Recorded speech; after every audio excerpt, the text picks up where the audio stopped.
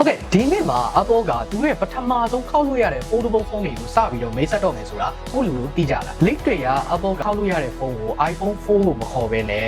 iPhone Ultra ဆိုပြီးတော့လည်းခေါ်လာနိုင်ခြေရှိတယ်။ Screen size ကကြတော့အရှိတ်ဘက်မှာဆိုလို့ရှိရင် 5.5 inches ရှိပြီးတော့ခောက်ထားတဲ့ဟာကိုဖြန့်လိုက်မယ်ဆိုလို့ရှိရင်ကြတော့ 7.8 inches size နဲ့ရှင်ပြီးပြောရမယ်ဆိုလို့ရှိရင် iPad mini size လောက်ရှိမယ်လို့ခန့်မှန်းရတယ်။အခုနောက်ပိုင်းခောက်ဖုန်းတွေမှာတော်တော်များများဖြစ်တဲ့ပြဿနာကကြတော့အလဲမှာခောက်ရာကြီးရှိနေရပဲ။အဲ့ဒီခောက်ရပြဿနာကိုဖြေရှင်းပြီးတော့မှ Apple သူတို့ရဲ့ပထမဆုံး iPhone Ultra ကိုစပြီးတော့ထုတ်မယ်ဆိုပြီးတော့လည်းသိရတယ်။ chip ကကြတော့ဒီနှစ်မှာ A20 chip 48 megapixel dual camera သုံးမယ်လို့လည်းခန့်မှန်းထားတယ်။တကယ်လို့ Face ID မပါလာဘူးဆိုလို့ရှိရင် Touch ID ပြန်ပြီးတော့ပါလာနိုင်ခြေရှိတယ်။ဒီတော့ကတော့ဒေါ်လာ1900ကျော်မြန်မာငွေနဲ့ဆိုလို့ရှိရင်390ရှိတယ်လို့လည်းခန့်မှန်းရတယ်။အဲ့တော့ဒီနေ့ထဲမှာခောက်လို့ရတဲ့ပန်းသီးလေးတွေထွက်လာမယ်ဆိုလို့ရှိရင်ကိုလူတို့ရောစိတ်ဝင်စားကြလား comment အောက်မှာတစ်ချက်လောက်ပြောခဲ့ပါ